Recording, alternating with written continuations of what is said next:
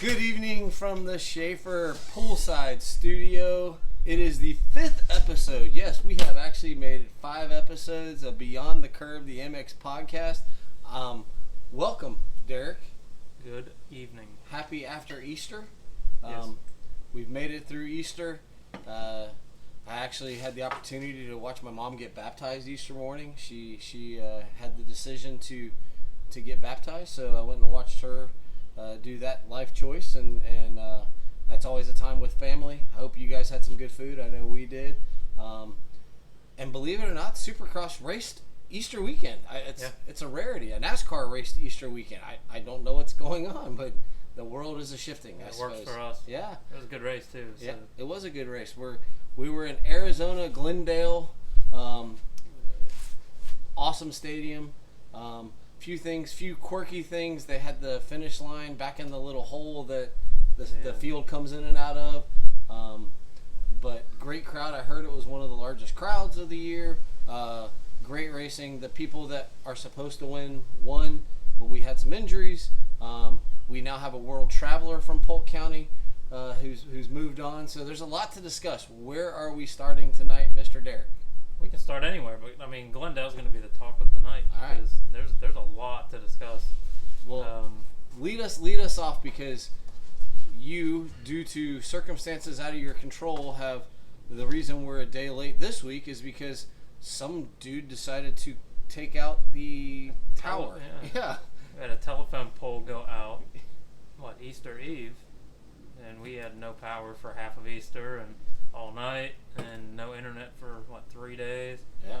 Yeah, we're behind. So we're a day behind our normal shooting, but hey, it kind of is what it is. All right, Glendale. It's always a rider favorite. It's always a team favorite. It's a fan favorite. It's a big track. Good dirt. Although I think it got really dry this week. That was slick. Yeah. And I have some stuff to discuss about that as we get farther into it. But yeah, that track broke down. Like, the whoops got out of control. Yeah. Everything was just so hard. It looked like they were riding on pavement. Before we get too far in, I have a whole bunch of mental notes this week. I don't have anything written down. The whoops. I was just, as a bad rider, an average rider, I get amazed at what these guys can do on a bike. Mm-hmm. And the fact that they were starting on the right side of the whoops and basically turning left across the whoops. I just think I can barely turn left when I'm riding on flat ground, and they're going across whoops that are 13 to 15 inches apart, turning left. And the way they were doing that, if you watched, a lot of them at the end of it were catching it, and they would all they dipped the front end down in. And it's like they'd miss the last one every time.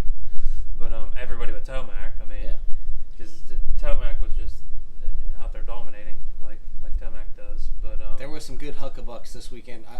Hey, RJ Hampshire, he rode that one out well. He should have crashed 3 times. Yes, the gnarliest one in the whoops for him when he lost his feet off the pegs and gathered it back up. I thought he was done. Oh, and we forgot to mention, this was a Triple Crown. It was a Triple Crown. That's why I think there was a lot to talk about too, because it was. I think it's our first Triple Crown on here. Yeah. And it was just pretty good racing. So let's hit 250s first, because even though there was some excitement, it actually kind of went the way it, I guess, should go. Yeah. Well, in qualifying, we had Christian Craig out. Yeah. Looked like he took his arm or his elbow. It's an elbow injury. Yeah. And also there was a leg. I think there was 2. Oh, dislocated hip, dislocated elbow, and something else. They put the elbow and hip back in, but there was also something broken, I think. Yeah. I saw a report, but I did not have a chance to read it. Jobs. Yeah. Life. Life. So I didn't get a chance to read it. But yeah, so we lost a big 450 guy who had just come off one of his best races. And he was steadily moving up every week. So I actually expected a win, probably not a win, but maybe a podium out of him by the end of the year. And this would have been his kind of track, and where the accident occurred is one of his best sections. Yeah. So it was just like a double whammy of we lost him at a track that suits him, and on an obstacle that he is one of the best at in the whoops. And that's, I mean, he gained speed in the whoops, and The accident did not look good. No. I did see a video of the accident, but we lost him, and that's a big hit. That's a big hit for the series because he is one of those 5 to 10 guys that's, if you really watch a lot of the races, those 5 to 10 guys, they flip-flop back and forth a lot. Yep. And the top guys, if they're not having good nights, end up in that. Yeah. So it's been a good... There's a lot of battles mid-pack. Yeah. I mean, it's they don't show it all, but it's pretty good racing back there. Yeah. Then we get Styles Robertson gets hit pretty hard. That looked like a gnarly crash, too. They didn't have a real good camera angle of it. No, because he kind of disappeared. Yeah, but that boy was hurting. Yeah. Yeah, I mean, they did show that at the end. Yeah. It looked like he either got hit or ran right over, and I think it was his leg or his foot. But then we go to the world famous Jet. Broke his curse, as they call it, but he was excited about it. Like he actually was like, "Hey, I'm one of those guys now. I'm a Triple Crown guy." I noticed him. It was either race 1 or qualifying. I think it was in qualifying when they tried to bring up the Triple Crown, and he's like, "I don't even want to hear it." Yeah. And he's like, "Yeah, I already know what you're gonna say." He just acted real angry about it, and he pulled it out though. Yeah, so I was happy to see that. But anything I didn't notice. I mean, we didn't have, the Detroit with Jordan Smith and Deegan going at it. We didn't have. We had the Webb and Anderson. Yeah, but when the 250 side, I can't think of anything that really sticks out. That Levi Kitchen rode well. I think the last Triple Crown momentum gave. I guess the last Triple Crown win for him gave him the momentum this week. That I think he thought he was going to go out there and be a competitor, and he was. Yeah. He actually rode really, really well. I think it gave him a huge confidence boost. And in race 2 of the 250s, Jet kind of slacked off a little bit. And I mean, Levi Kitchen pulled the whole shot all 3 races. Yeah. If not, I think there was one that RJ Hampshire came out with it, but Levi Kitchen was first off the line every time. So. And good for RJ getting another. I don't even know what they're called. Win. Yeah, boy, did he look smooth. Yeah.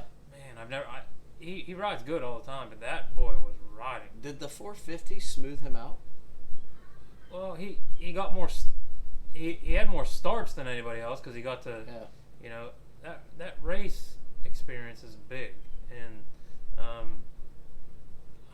I would say, I mean, just the seat time, in my opinion, would help you out a lot, and it calms a lot of the nerves because those guys are just nervous when they're bouncing back and forth and off for a few weeks and then on for a few weeks, and and they had a red flag. I mean, they're 3 minutes into the first race and they're getting a red flag. Yeah. And it's like, dang man, that's got to. I know how I am when I'm getting ready to race. Yeah. I cannot imagine starting and all of a sudden be like, hey, time out. We're gonna start again. Yeah, like full adrenaline rush down to nothing, then you're back at it again. It takes a toll on you. Yeah. It makes you tired. I was impressed with Levi Kitchen. I want to wrap my arms around Pierce Brown because for some reason I kind of like the whole TLD vibe team. Yeah.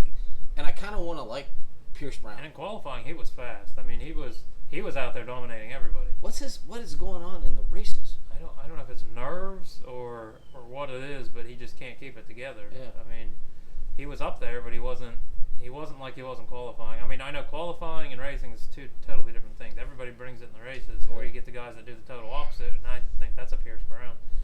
But I don't know what happens to him in the races. If it's just the nerves are getting to him, or what it is.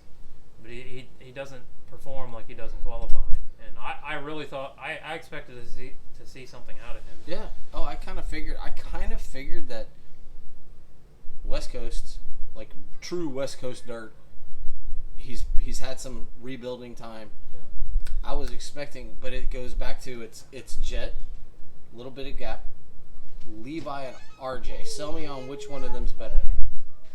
Say it again. We got a. What's up, dude? An intruder. we have the next great Schaefer boy. Hopefully, the next Jet Lawrence standing there. American Jet Lawrence. So we got Jet Lawrence. We got a little bit of a gap. Mm-hmm. We got Levi Kitchen. We got RJ. Sell me on RJ over Levi or Levi over RJ. I don't. RJ's got the experience over Levi for sure. Because it's next year. Jet's gone. Yeah. These two guys. And I don't know that I would count. RJ wants the 250 title. And he's said that over and over again. But I don't know that it's contract year for a lot of these guys. He might move up. I don't know. I think the way he's riding, they might just move him up. And it might be. I mean, they already have Christian Craig and I'm assuming Malcolm. Yeah. If injuries don't happen, Malcolm seems to get hurt a lot. So I don't know. I think the way it's going, I think RJ will probably be one of the top competitors next year. Don't get me wrong, Levi will be there. For some reason, that whole Story Omaha team has something going on. They're bringing a lot of big riders up through. Yeah. And if you look at the difference between Tomac from his pro circuit days to the Star team, he's just a whole different guy.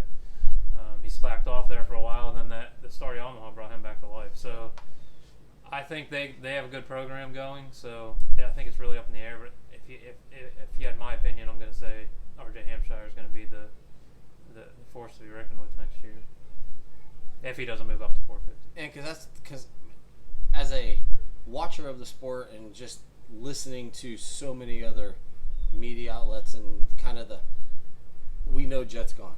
Yeah.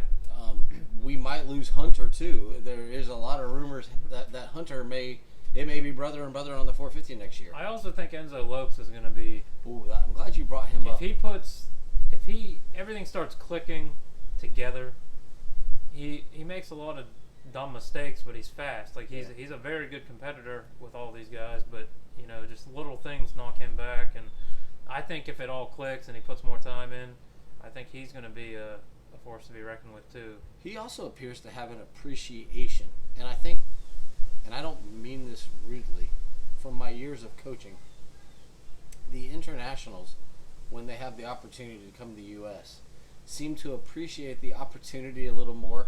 Yes, I know there's been some that didn't. I can't think of his name right now. He was a French guy.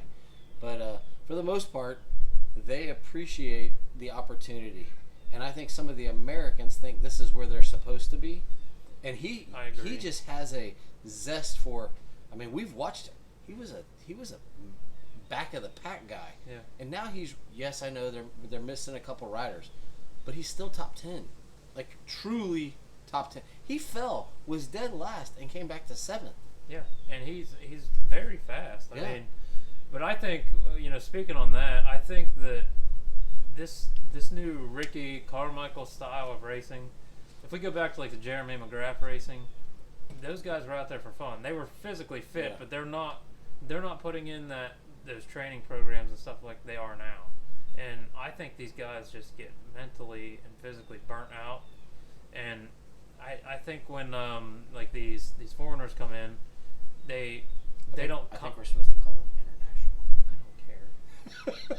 They're good riders. I got nothing against any of them. They're still foreigners. I mean, it's different foreign countries. And like, doesn't matter. They we'll put a censor on that. That's fine. They I don't know because I'm not one. I've never been in their situation, but I don't think that they have these training programs over there like they do here. I mean, I know that they put the work in, but over here it's like the Baker Factory and all that. They're just those guys are beat. Yeah. When it comes race day, they're so physically beat that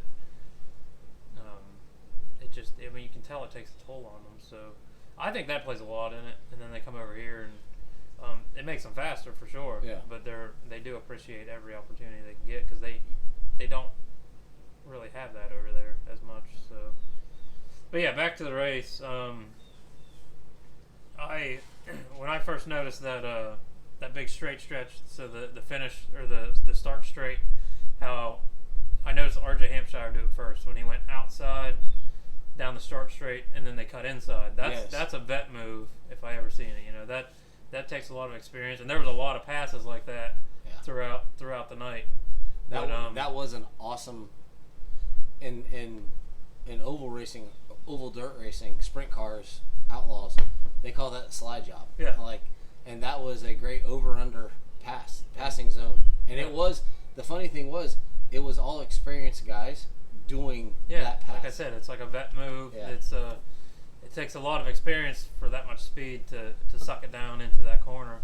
And I mean, RJ was the first one to actually do it. And to me, that's what puts my mentality towards RJ for next year, because he can see things like that, and he can predict, and he can look ahead beyond the curve and get it done. He's just got to staff the ground. Yeah. Like, he's put stuff together this year. Like, he's actually having a good year. I agree. And if this is the change, then I'm with you. There's nothing to stop him from succeeding. And the way that he can like pull himself back off that almost whoop crash. Yeah. Where most guys can't hold on to a bike like that. That's just pure strength. That was man strength. Yeah, he manhandled that bike and brought it back up, and I couldn't believe he stayed up. But just the little things like that, as long as he keeps excelling the way he is, it's I think it's over for everybody else, because he's showing so much progression that it's out of this world. There were some there.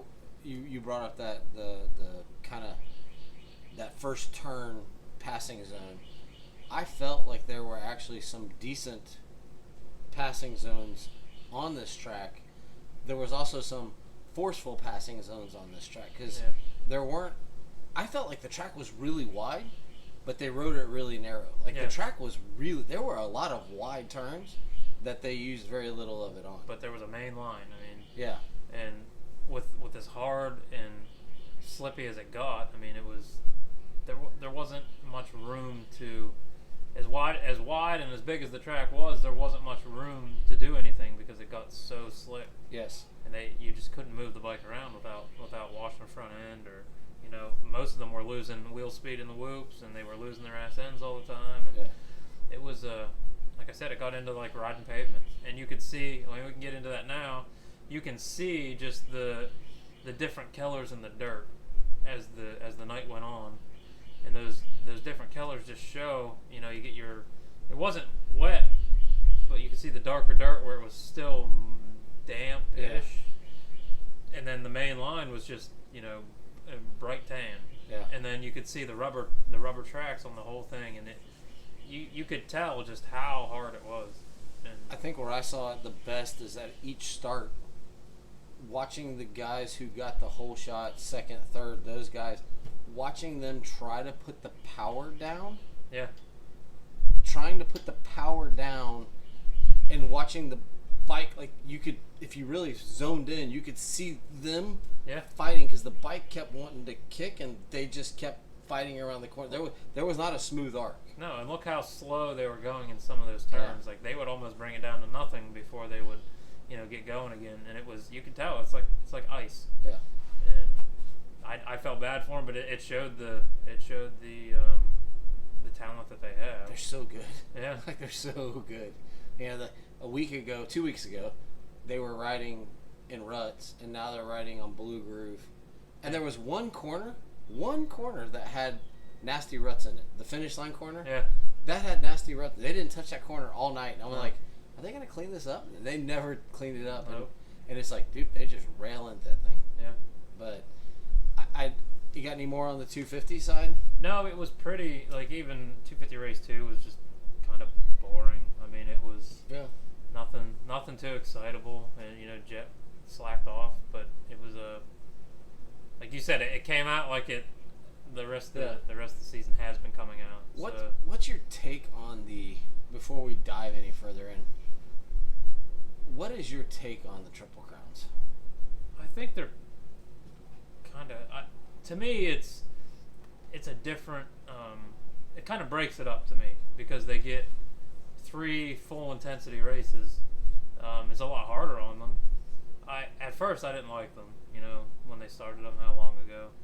Now they've grown on me, because it's a lot of good racing the whole time. I enjoy them. I think it's meant, like I said, it's mentally and physically hard on them, especially when they had a red flag. The 250s had a red flag in the middle of it. That probably makes it way worse, because I can't imagine your heart rate being like that, and then you bring back down to nothing, then you do it all over again. Yeah. Because it's like taking a rest, but you don't get your rest. So I think they're physically demanding, but it makes really, really good racing. I don't want to see any more, and I guess I'm a traditionalist. I don't like them, but that being said, I'm a race fan, and there is no race series that runs the same laps, miles, time for any of their races. Yeah. If there's a time limit on a race, like you go to a GNCC for the pro race, it's 3 hours. Well, it could be 2 hours and 45 minutes and 4 laps, or it could be 3 hours and 25 minutes at 5 laps, depending on when they come across the finish line. Yeah. NASCAR's 500 miles, 500K, 300 miles, and it depends on the track they're racing on. So I'm not opposed to that change, but I don't want more. I think 3's fine. I'd be fine if they only did 2. But I also think sometimes they should go back to, if the track is 55 seconds or more, go to 20 laps. If the track's 55 seconds or under, go to 20 minutes. If it's and then do it that way. Like, I'm not opposed to more change, but I don't want to see all Triple Crowns because the sport's dangerous. Yeah. Them starting 3 times full on, we don't need. It's that. hard, like I said. It's physically abusive. But they are, and the funny thing is they did it so that we'd have some possibly different winners. Yeah. The same people win. Yeah. Because the good people are good. Yeah. And you can't change that. I mean, they're at the top for a reason, and it doesn't matter what atmosphere or style you put them in. They're still going to be at the top. So I'm always curious, like, people's opinion on them, because, like, for the average fan that goes to the race, they're like, oh, this is so cool. Yeah. Like, they get to see all this racing. But for someone that's a true fan of it, it's like, yeah, this isn't how it works, man. Like, I want to see my privateer heroes. Yeah. You don't see them unless you go to day qualifying. You don't see them because they're not even in the show. You got to watch race day live if you're at home to see that. And it's cool to watch the LCQs during that. I mean, in the middle of the day, they are all out, and they are anyway. But it seems like during the day, I guess with qualifying normally, you're in or you're out. But with the Triple Crown, like, you only have, it's still like the same concept, but to me, mentally, it's like you only have one shot, and I don't know. To me, it's just different. Like I said, it's a love-hate relationship for me, but they've grown on me a little bit, and it's just cool to kind of break it up some. But yeah, I don't want to see any more. They're fine with the 3 that they do or whatever. That's real quick tutorial. Normal Supercross, you have an untimed practice, you have 2 time practices, and then they take the top 40 out of those time practices for the night show, and then they race 2 heats, and then the top 9 of each of those heats, so you have 18. And then they have an LCQ, and they take the top 4 out of that LCQ to get the 22. Yeah. The Triple Crowns, they take the top 18 qualifiers during the day. So there's no racing. They're just time qualifying. The top 18 get in, and then they have an LCQ before the night show begins, and the top 4 out of the LCQ make it into the night show. And then they race 3. And the reason we don't know what to call them is because the AMA or Feld hasn't even figured out what to call them. So we call them, they race 3 races, and then they use Olympic scoring, and the lowest scorer wins the night and gets first place points. So there's 2 ways that they're doing these races now, and they only do 3 of these a year. And they also even have their own championship, which is funny because I remember the first time they had it, Tomac won it and didn't even know. He's like, oh, I won? Like, he didn't even know he had won it. But I guess Sexton was the winner this year. I don't know why they're not calling each race Single Crown, Double Crown, Triple Crown. Yeah, you know what I mean? Something.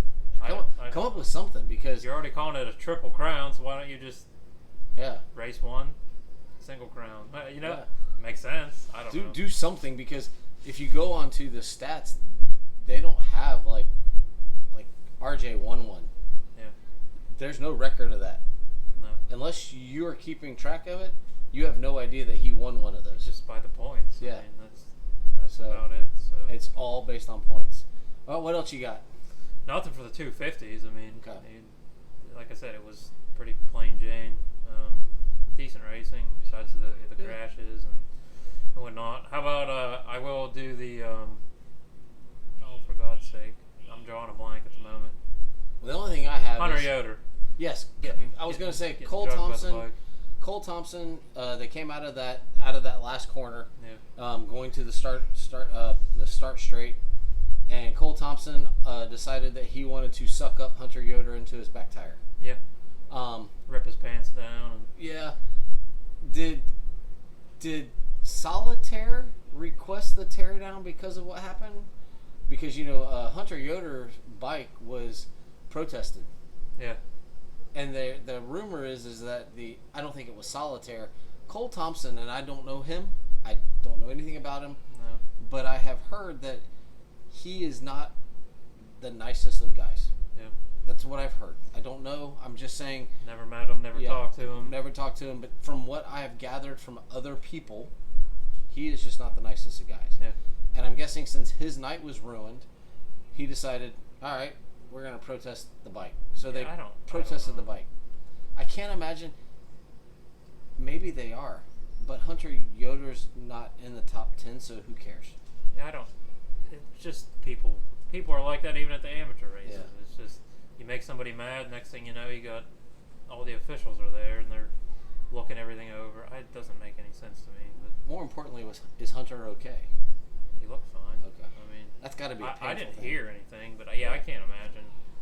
And he got drugged quite a ways. Yeah. So, but you wouldn't feel that besides your bike not moving, but that back tire's still slipping. You'd know that it's not moving right. But the first thing that, as a motocross rider, in my opinion, I'm not going to look at my back wheel. Yeah. You look down, you're not going to see him. And it's kind of, I think that's what happened. He looked down, but he didn't look back, and he just kept dragging him for a minute. But then you stop and realize that your bike's not right. But that's because somebody's in it. That would happen in the LCQ a few years ago. Yeah, was it's that happened Norton a few and times. I can't remember, but it's happened a few times. One of the big 450 guys it happened to too. Yeah, a few years back. I can't remember though. But yeah, it's always gnarly. I mean, it's wicked. I can't imagine like all of a sudden my leg is stuck in your back tire and you're just gassing it. I mean, they're full throttle there. Yeah. I mean, they're on. Yep. Giving it all the beans, as they say. And your leg is what the brake is. Yeah. I mean, stuck between the swing arm and tread. It's got to leave a mark. Yeah, guaranteed. That's got to leave a mark. All right, so 250s were what they were. Jets, I mean, he's almost got a race lead right now. It's kind of is what it is. It's kind of hard for anybody to catch up at this point. There's still, 4 rounds left, but unless he crashes out, I don't see it. I mean, they go to so West Coast has a week off because they're in Atlanta this week. When's the Meadowlands? Because that's the first East-West showdown. The East Rutherford. Yeah. Yeah. 2 weeks? 2 weeks. So they go to Atlanta this weekend. So this is going to be for the East side. This is going to be another one of those. Which is funny to me that the East gets 2 of those super speedway tracks. Yeah. The West gets none. And then the funny thing is those SMX races at the end, they're all speedway tracks. So the East actually kind of has a little bit of an advantage prepping for those. Yep. But we jumping ahead. 450s. First race, my man, Mr. I don't give a crap about anything. I'm just here to try to win this title. Comes out with a chromed up red plate, chrome backgrounds, and he's got on, which I don't know if that was a tribute to Yamaha and Kawasaki. The front's blue, the back is green, and gets a whole shot in the first race. And it's like, all right, here we go. Yeah, he came back and did his tomac. I mean, there was no doubt about it. There, race 2 was a little shaky, but he does what Tomac does best. I mean, that's the only way to describe his night. It was just effortless. And he said in qualifying, he's out there having fun. When he says that, it's game over for everybody else because he's comfortable. There's no issues going on, no sore necks, no mental fatigue. He looked the part of a champion. I heard Cooper was trying to do gamesmanship again because Cooper, as much as we may not like it or you may like it, he jumped in behind Tomac multiple times during the race. Yeah. Not during the race, during practice, and every single time Tomac just kind of left him. But that's Cooper. Cooper used to do that all the time. It's just mental games for him. He's mentally tough. And, but he kind of had a mental fart this weekend. I think he had a mental breakdown this weekend. To be honest with you, that move that he pulled on Anderson, he knew better than that. Yeah. Like that was just I think he was pissed off because Tomac was out there dominating. I mean, that's my honest to God opinion, and he got mad. He knew Anderson was coming down after that turn, and there was no way that he was not going to hit him. That was one hell of a pivot, though. Yeah. But he still smoked him. Yeah. He's lucky he didn't break Anderson's leg as hard as he hit him pretty hard. And I do appreciate that Anderson, knowing he's on probation, he just gently held him up in the corner the next time. Like, it was like, I can't do anything to you, but I'm just going to. And I think had Anderson not been on probation, things would have been very different. Yeah. I think that race probably may have ended for Webb.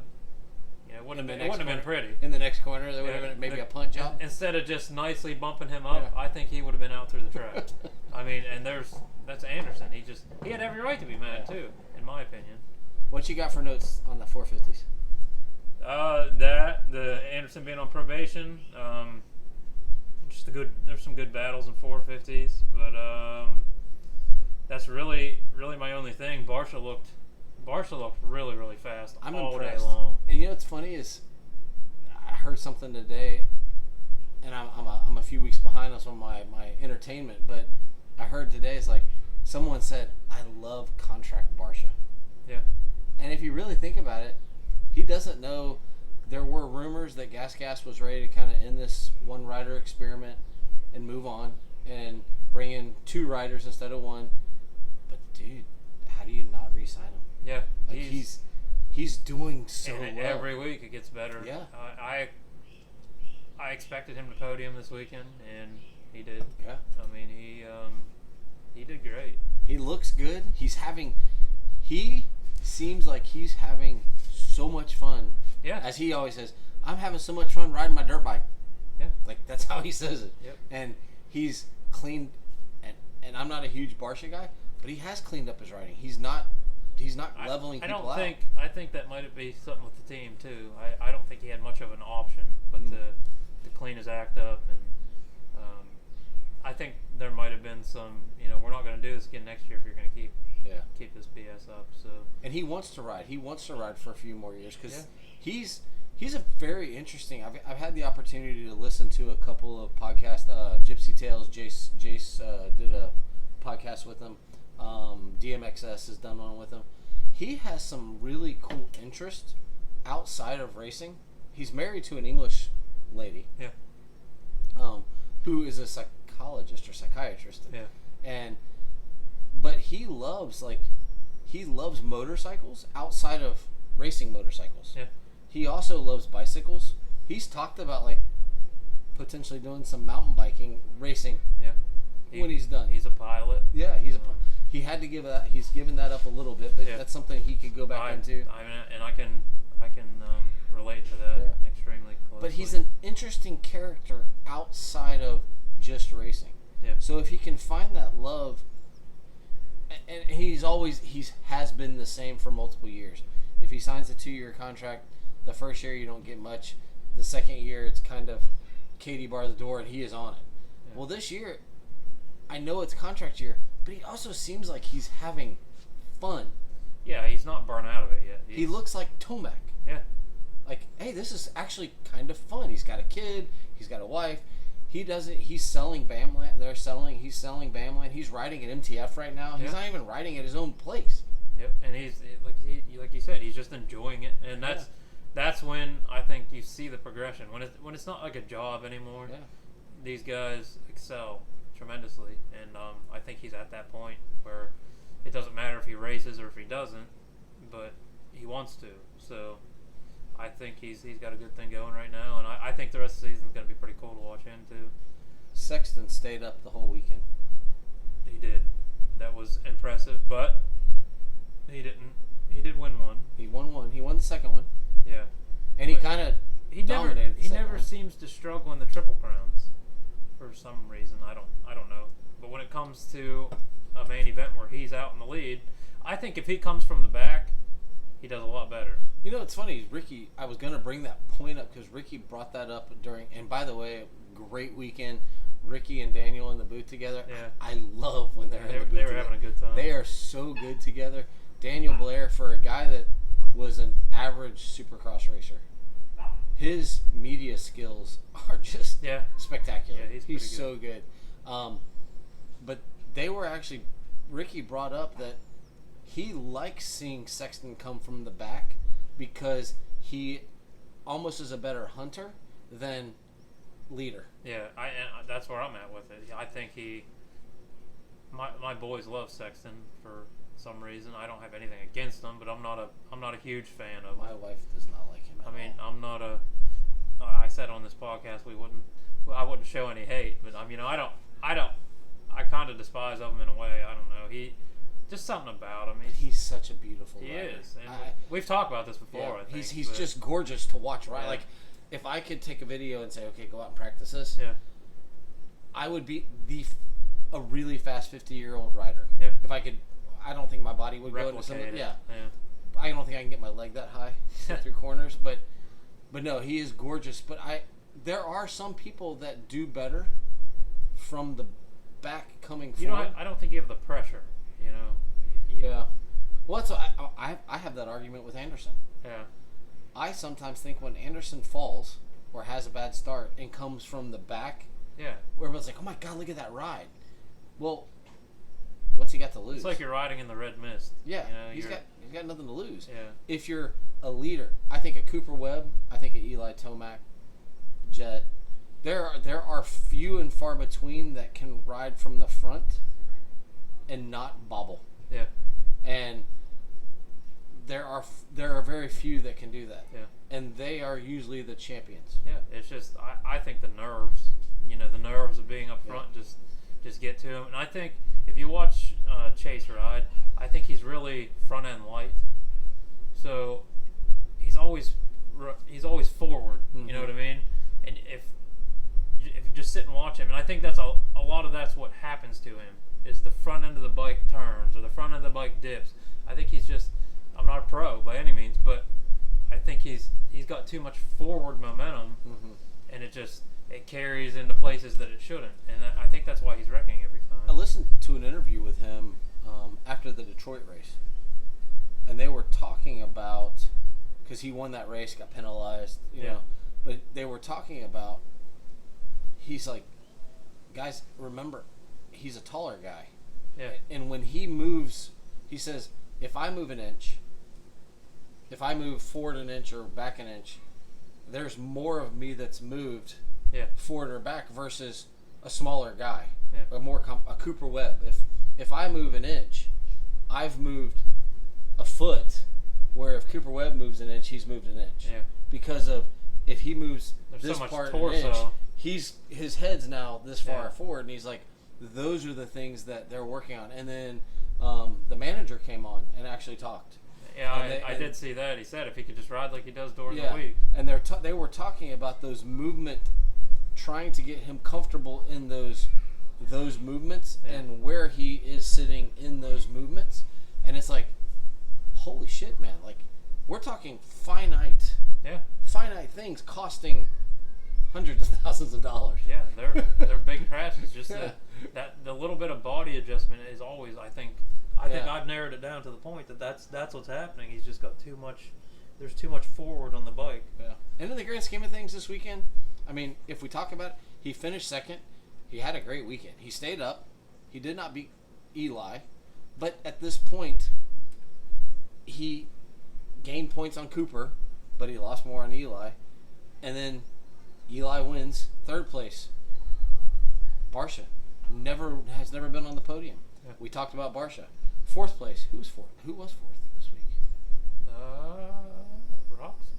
Was it Roxon? I know think it was that high. Cian Cirilla had a great weekend. Oh, look, because I did really good. So I played the RM Fantasy. I did really, really good. I've never played it before. By the way, I just like to shout out, I beat Michelle in Pulp Fantasy this weekend. There you go. Yes. I'm still like 1,800 positions behind her, but beat her. So it's always a. Oh no, 4th overall was Cooper Webb. I thought he finished 5th. Mm-mm. Okay. Roczen finished 5th. Okay. I thought it was flip flop. Yeah, I thought Cooper had finished 5th. Yeah. So Tomac, Sexton, Barsha, Webb, Roczen, and then Colt Nichols was their wild card for 8th place. But Webb did not have a good weekend. Ricky talked once about his start position, and two, and some of the you talked about the Anderson thing. He did not put himself in positions when you come into it tied and you leave that far behind. That's not a good weekend. No. Because even though Webb doesn't have the overall speed, he's shown speed this year. I know everybody says like he's not that fast. I've said I don't think he's that fast. He has shown speed. He's caught guys, passed guys, and left guys. Yeah. This weekend, he got in the mix, and he was just in the mix. Yeah. I think he just played a mental game. Yeah. He acted pissy with the whole Anderson situation. Oh, I think the pissiness led to that. You could tell that he was just furious. So I don't know. He should be up there, but he shouldn't. I don't. It's like I said, it's one of those love-hate relationships for me. He battles demons inside that I think he can't overcome once they're there. Or Tomac can kind of battle through them. Either Tomac has it or he doesn't. And Webb's not one that's going to admit that. I don't think. He just when he struggles, he struggles. Yeah. And there's no compensating for it. How about Kyle Chisholm having a top 10 weekend? Yeah. I mean that's huge. I mean this guy is he's old racing. Yeah. He's been doing it a long time. Yep. He earned that number 11 many years ago. Yep. And he's basically a full-time test rider for HEP. And I'm thinking he's going to have some management role at some point. And he's a busy guy. Yeah. And to still go out there on the weekends. And by the way, for those that don't know, his wife owns a company. Mm-hmm. They have 3 kids. They buy and sell homes. Like he remodels homes. Yeah, like he's a busy guy. On his off time, he remodels homes and then goes and races. Yeah. And this guy finished top 10. Another one of those guys, Josh Cartwright. He's another guy. He has a full-time job. Yeah. And he goes. There are times on Fridays that he's actually in meetings in between practices. Yep. And yeah, he's still working on. He's on still the working while he's racing, and it was a good weekend of racing. There was some talk, and I'll get your opinion on this. Kevin Moranz, privateer, drives himself to the race. Not all the time. He does fly to some races, but he does drive some. But he's a full privateer. Like he sets up his own thing.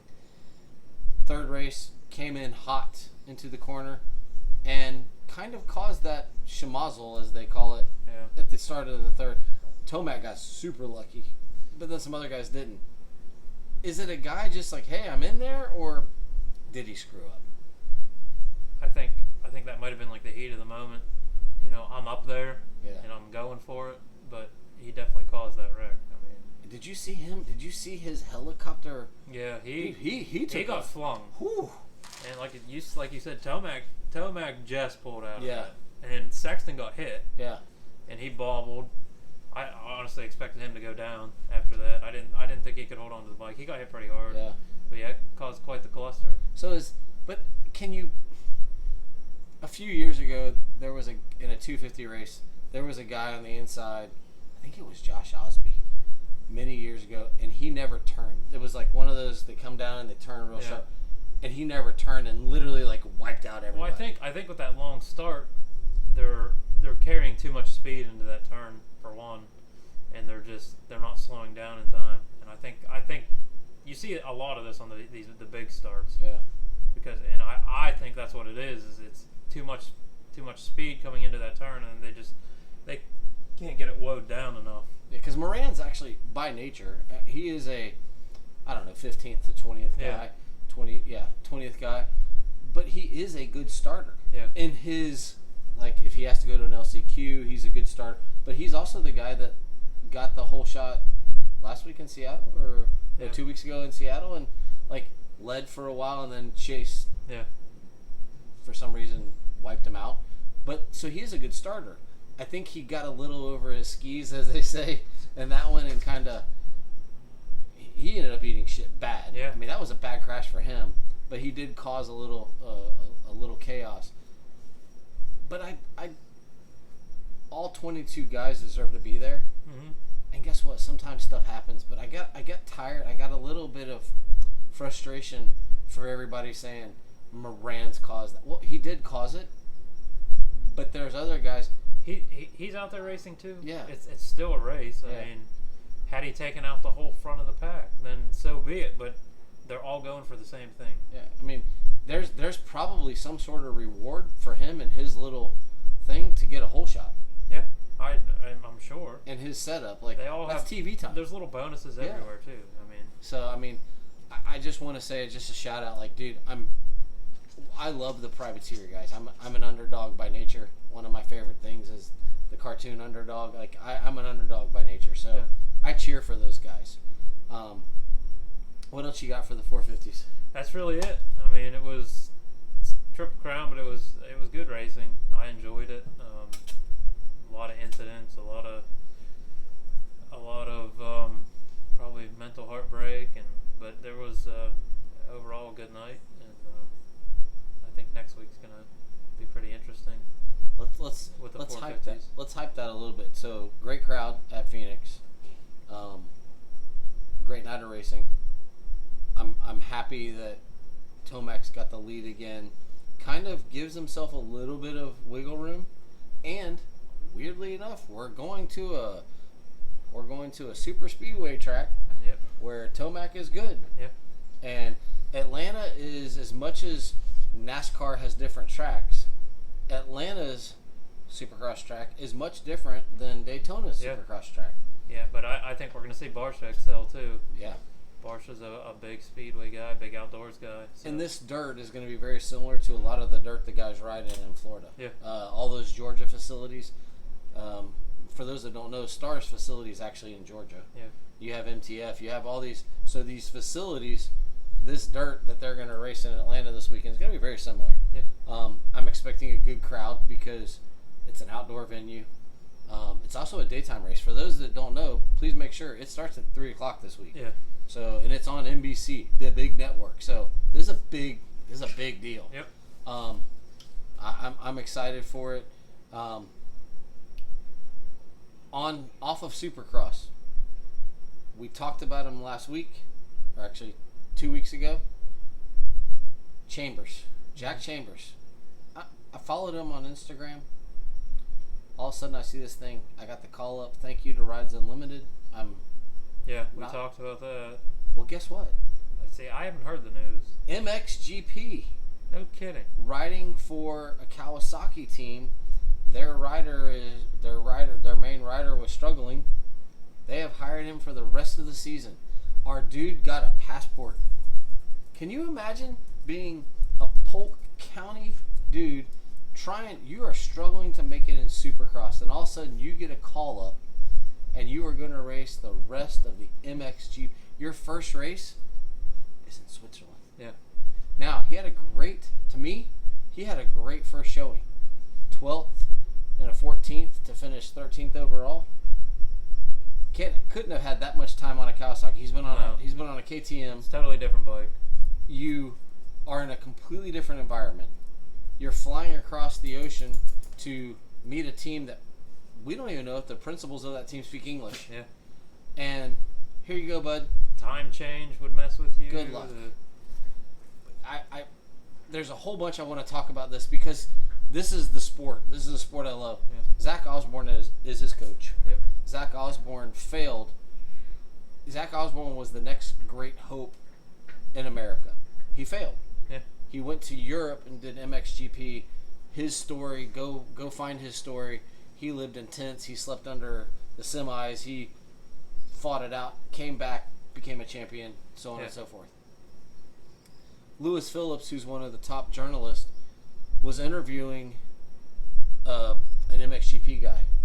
MXGP guy was coaching a guy and said, yeah, I've been trying to get him to go race local races because he doesn't do well in the race environment, so I want him. So they sent him to these races with the box truck, easy ups, full gear, so that people knew that this guy was a big racer, Mm-hmm. and we expect you to go out and win these local races. And he ended up making this change. So Lewis Phillips came to Zach Osborne and said, "Hey, have you thought about?" And Zach's like, "I've been trying to get Jack to go race local races with all his setup because he just needs to get into more pressure situations of racing." Last week, or 2 weeks ago, Lewis interviewed Jack and told him, "Hey, have you thought about doing some more?" And he's like, "Zach's talked to me about that. I should have done it. Should have." And all of a sudden, he gets the call up to go to Europe. Some people will say, "Well, he couldn't make it." I don't care. The kid is less than 20 years old and is traveling the world racing his motorcycle. Yeah. Suck on that, and if you could do it, you would go do it too. In a heartbeat, yeah. But I agree with these guys just practice all week long. They don't get a lot of lineups. Yeah. They're not behind a gate very often. Once a week, and with the 250s, it's in between. So if they would go to the Dade City or run the I4MX series, or the Florida boys down here, then I think you would see a lot of improvements. But just because it's experience, and a lot of these younger riders have done that over and over and over again, and they're the ones that excel a lot more. So it plays hand in hand, if you ask me, and I think he should have done it. But this is a great opportunity. It's awesome, and I hope he succeeds. Mm-hmm. I don't know if that means he gets to the point he can do top 10. Motocross is their first thing, so, but it's a different environment. They race a lot. Like in pro motocross here, it's a 1-day show. Yeah. At an MXGP, it's 2 days. They come in, they qualify on Saturday, they race on Sunday. It's a full weekend. Yeah. But also, dude, I wish you the best. Like, I'm pumped. Like, I can't imagine, like, you're sitting in Auburndale, Florida, and all of a sudden, like, hey, we need you to be in Switzerland. Yeah. And go look at the MXGP schedule. They're all over the place. Yeah. And it's busy. You get to go race all over the world, and someone else is paying for it. Mm-hmm. I don't care if you're not making any money. If someone else is paying for your travels, great experiences.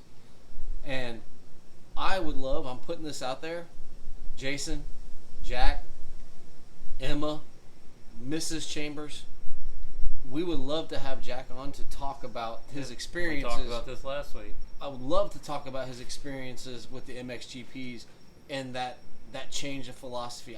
We would love to sit down with him. We will come to Auburndale and do it. Oh yeah, in a heartbeat. And love to talk to him because I think it's awesome. I think it's cool. Yes, in some people's eyes, it's a step down. Maybe. Yeah, but wait till you see how he rides when he comes back. Yeah. He's gonna get a whole different kind of experience over there that he.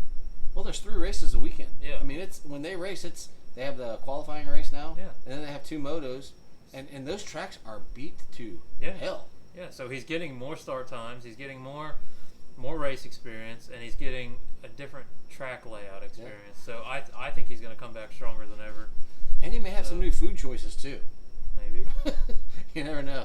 But that was my big takeaway is getting to hear that. Yeah, the racing was good this weekend, but like I said, I always love the off-track stuff that's happening. Yeah. Rumors, Herb Shimoda may go to Husqvarna. Yeah, I don't know. I guess we'll see what happens. Who leaves? Swole? Maybe.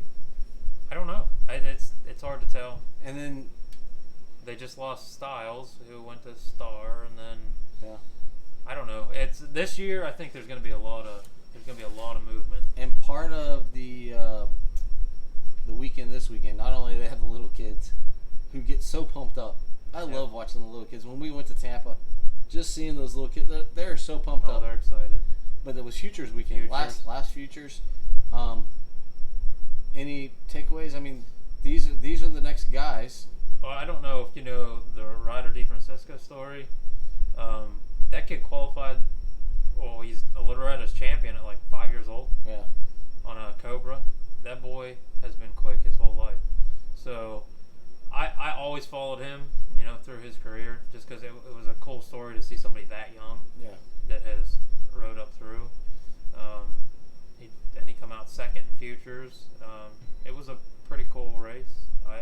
I enjoy that stuff. You watch them make the mistakes that you can tell that they're almost there, but they're not there yet, and it's cool. It's cool to see it. And those are the next guys. I mean, was it Juju, the guy that won it? Yeah. The guy that finished third, Bennett, he had won the first two, I think. Yeah. So, and those are the guys you're going to see next year. Yeah. So they'll be lining up. Well, Bennett doesn't have a full-on contract with Star yet. So, but do you think he stays there? There's no reason not to, right? Yeah. I mean, like I said, they got a good program going on. I think he'll stay, but I think either way he's going to line up next year some way. Yeah. He's a good rider. Yeah. So. And I wish Mitch Payton the best. I feel so bad. That guy. That was the program. I mean, when we were growing up, everybody wanted to be a pro circuit Kawasaki rider. Yep. And that team, they're so good, but they cannot catch a break. No, it's just struggle after struggle. Yeah. And I think his attitude is showing it. Like, you can tell that he's stressed, and just in any kind of interview with him, he seems to be cranky a lot. And I don't think it's going to help if he loses Shimoda. No, because that's a true title contender. Yeah, Shimoda's a true title contender. Yeah, I think they might be going through a rebuild here pretty soon. Yeah, Well, they'll have DiFrancesco next. Is it DiFrancesco? DiFrancesco. Yeah. They'll have him next year, but who else? And it's one of those, like, you're gonna have to steal somebody. Yeah, I think he's probably going to be money out of his pocket to get a good contender in there. So we'll see what happens. Like I said, I think there's going to be a lot of movement next year. Anything exciting happening on the Schaefer home front? Nope. Some remodeling. We haven't even got much riding time in. Just work this week. So nothing on the Heath. I did get the training facility has been bush hogged, so we got that going for us. So it's all pretty, and I've been moving dirt around, trying to make it more of it accessible. But no, between H&W and Myth Pros and Michelle and Trey Real Estate, all sponsors, and DBS also a sponsor of this. The reason we get to do this is because of our jobs and our wives. Our wives, like my wife always tells me, have a great conversation. So I think our goal should be, we're 5 episodes in. I think once we get to 10, we should start seeing if we can either go on the road for an interview or get someone to come to us for I'd an like interview. and that's why we're pushing for like Jack or somebody. Yeah. That's a far stretch right now, but I'd like to get somebody in here. Even if they're just a super fan that want to talk about with the races. Yeah. But I'd love to start getting some racers. And no, I don't want to hear how you did and you finished third and you did great off the start. I want to hear about you as a racer. Yeah. Kind of like what we did with you last week, where we learned who Derek was. Yeah. I don't care. I really don't care about your results. I want to know, like, why you do it. Yeah, there's a reason behind all of this. Yeah. So even this podcast has, just kind of like our dreams and stuff, what created this, and any kind of like-minded people we'd like to have them on here. Well, if you made it this far, this is our shortest episode yet. I want to thank Derek for the hospitality at the Schaefer Poolside Studio. It's just now getting dark, and it is a great evening. And for Derek Schaefer, I am Trey Heath. This is the Beyond the Curve MX podcast, and we look forward to seeing you next week after Atlanta. Bye-bye. Have a good one.